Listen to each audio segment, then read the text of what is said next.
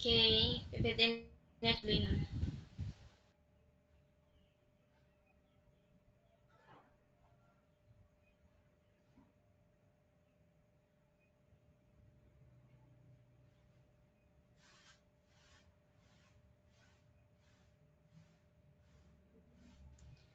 Assalamualaikum warahmatullahi wabarakatuh.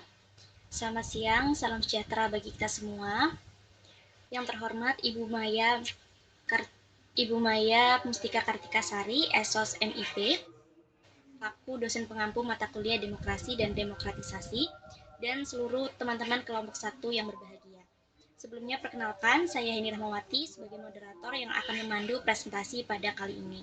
Dan tentunya kali ini saya tidak sendirian, ditemani dengan rekan-rekan saya, yakni anggota dari kelompok 1, terdiri dari Ristania Rafilita dengan NIM akhir 054, Nadia Titania Nafisa dengan NIM akhir 055, Devi Riyadi Purwitaningrum dengan NIM akhir 080, Kiara Nindra Keisha dengan NIM akhir 081, Mas Habul Rofi dengan NIM akhir 099, Anjar Nirmala dengan NIM akhir 101, Heni Rahmawati, saya sendiri dengan NIM akhir 108. Baik, bisa di next.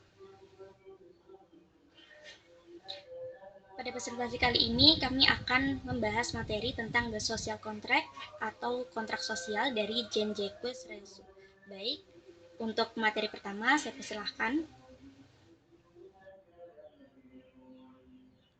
Baik, untuk materi pertama yaitu fakta sosial. Awalnya manusia hidup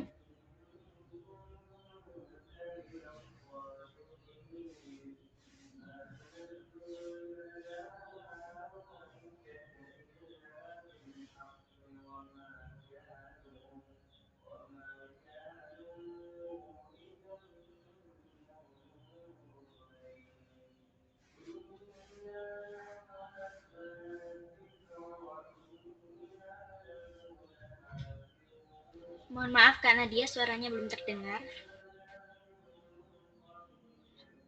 Oh ya, mohon maaf. Yang pertama adalah fakta sosial. Awalnya manusia hidup bebas dalam keadaan alamiah tanpa aturan, namun karena muncul berbagai ancaman dan keterbatasan kekuatan individu, manusia kemudian membuat kesepakatan bersama, yaitu kontrak sosial dengan menyerahkan sebagian kebebasannya untuk membentuk masyarakat dan aturan bersama demi terciptanya ketertiban, keamanan, dan kesejahteraan bersama.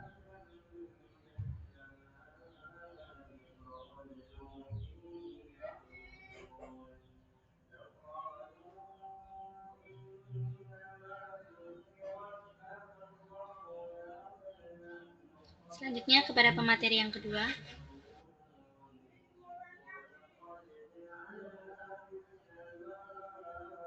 Oke, baik. Jadi untuk materi kedua itu membahas konsep dasar dari kontrak sosial. Nah, konsep dasar kontrak sosial itu menjelaskan bahwa manusia dapat hidup bersama dalam masyarakat tanpa kehilangan kebebasannya. Hal ini itu dilakukan melalui kesepakatan bersama antar individu untuk membentuk suatu komunitas politik. Nah, dalam kesepakatan tersebut, setiap individu itu menyerahkan hak alaminya kepada masyarakat sehingga terbentuklah kebebasan sipil yang nantinya akan dilindungi oleh hukum dan kesepakatan bersama. Nah, kalau mengacu pada Jean-Jacques Rousseau, itu sistem sosial yang terbentuk melalui kontrak yang bertujuan untuk melindungi setiap individu beserta kepentingan tanpa menghilangkan kebebasan pribadinya. Selain itu, dijelaskan pula bahwa prinsip-prinsip dalam kontrak sosial bersifat universal dan menjadi dasar kehidupan bersama dalam masyarakat. Meskipun nggak selalu dinyatakan secara formal. Nah, jadi apabila kesepakatan tersebut dilanggar, maka individu itu memiliki hak untuk kembali pada kebebasan alaminya karena kontrak yang menjadi dasar kehidupan bersama sudah tidak berlaku. Oke, itu saja. Untuk selanjutnya akan dijelaskan oleh rekan saya. Baik, selanjutnya adalah terbentuknya negara. Negara terbentuk dari kesepakatan bersama masyarakat yang menyerahkan sebagian haknya untuk kepentingan bersama. Nah, dari sinilah sebetulnya kesepakatan ya. yang terlahir dari lahirnya suatu negara atau badan politik di mana rakyat menjadi sumber utama kedaulatan dan dasar kekuasaan. Nah, materi ini menjelaskan tentang negara lahir dari kesepakatan bersama antara individu-individu dalam masyarakat. Nah, setiap orang menyerahkan sebagian haknya atau kekuatannya kepada komunitas demi menciptakan ketertiban dan kepentingan bersama. Nah, dari kesepakatan inilah atau itu tersebut terbentuklah suatu badan politik yang disebut negara atau republik. Dalam konsep ini, rakyat memiliki peran yang sangat penting karena kenapa? Karena rakyat merupakan sumber utama suatu kedaulatan. Artinya, kekuasaan dalam suatu negara itu harus berasal dari kehendak rakyat dan dijalankan untuk kepentingan bersama. Nah, selain itu, teori ini juga menjelaskan bahwa masyarakat disebut secara kolektif, disebut warga negara ketika ikut berpartisipasi dalam kekuasaan politik dan disebut subjek ketika mereka mematuhi hukum yang berlaku dalam suatu negara. Oke, next.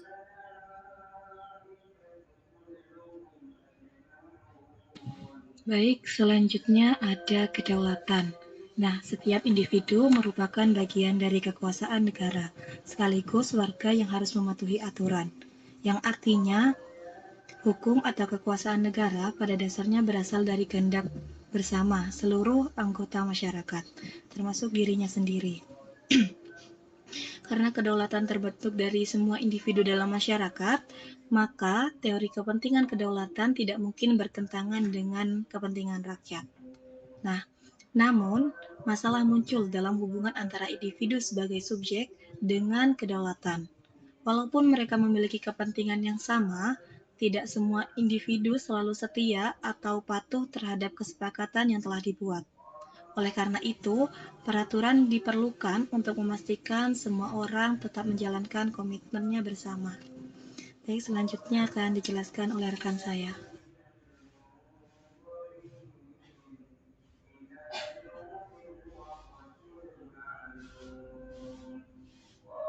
Baik, untuk selanjutnya adalah lanjutan dari teman-teman, yakni kontrak sosial, di mana tadi sudah dijelaskan bahwa negara itu adalah badan berdaulat yang sebenarnya terbentuk dari kumpulan seluruh warganya, dan di mana negara itu membutuhkan kedaulatannya diakui oleh negara-negara lain. Tetapi dalam kontrak sosial itu memunculkan dua sisi setiap orangnya, di mana sebagai warga negara itu ada yang peduli terhadap kepentingan umum dan ada yang peduli terhadap kepentingan pribadi, di mana itu akan menimbulkan kelompok kepentingan. Yang menjadi biasnya itu adalah apabila kelompok kepentingan itu menimbulkan suatu konflik. Jadi kelompok kepentingan itu hanya memikirkan kepentingan pribadinya atau kepentingan universal dari kepentingan-kepentingan individu tersebut. Selanjutnya akan dijelaskan oleh rekan saya.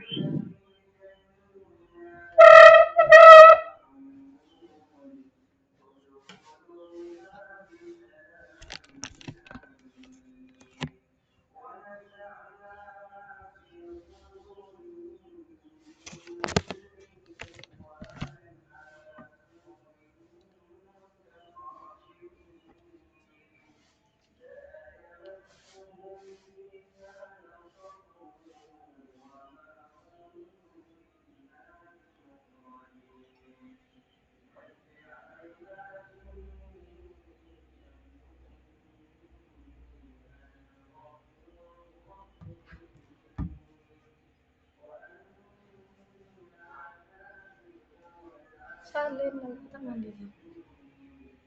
Katanya tempat.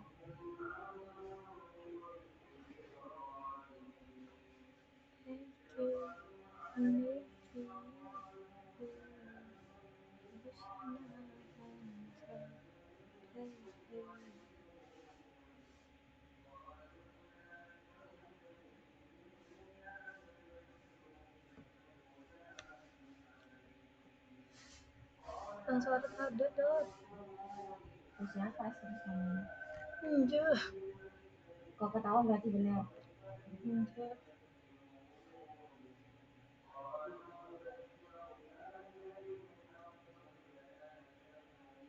Mohon maaf moderator, dikarenakan sinyalnya tadi terputus, jadi operatornya sedikit terganggu.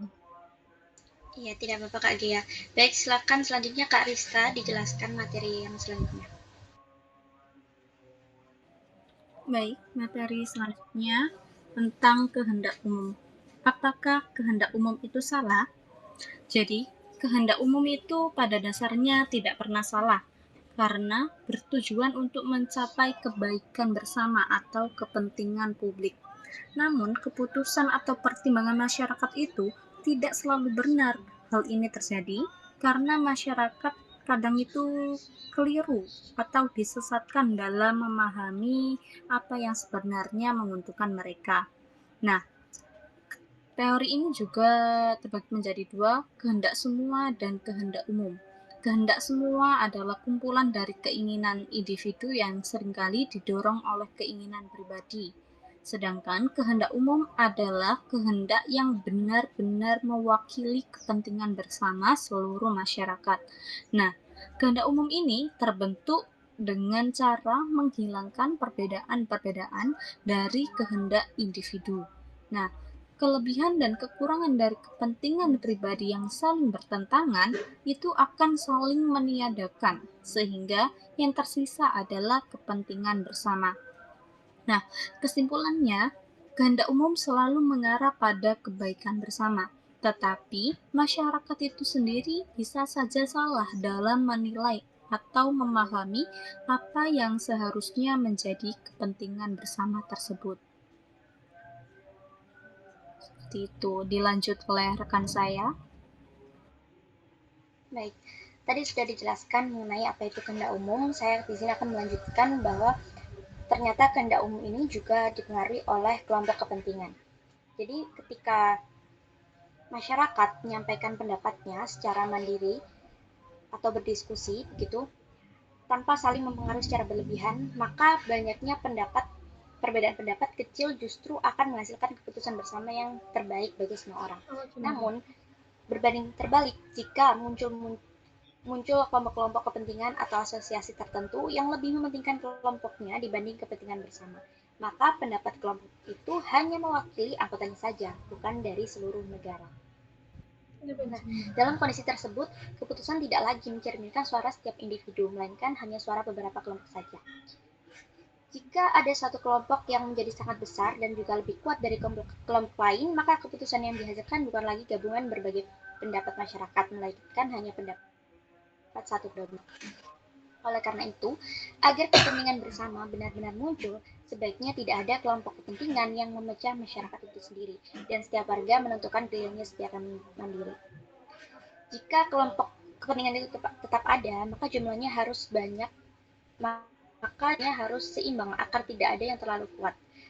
Maka dari itu, cara ini menjadi cara yang paling tepat menjaga keputusan publik tetap adil dan melindungi rakyat dari adanya kesalahan.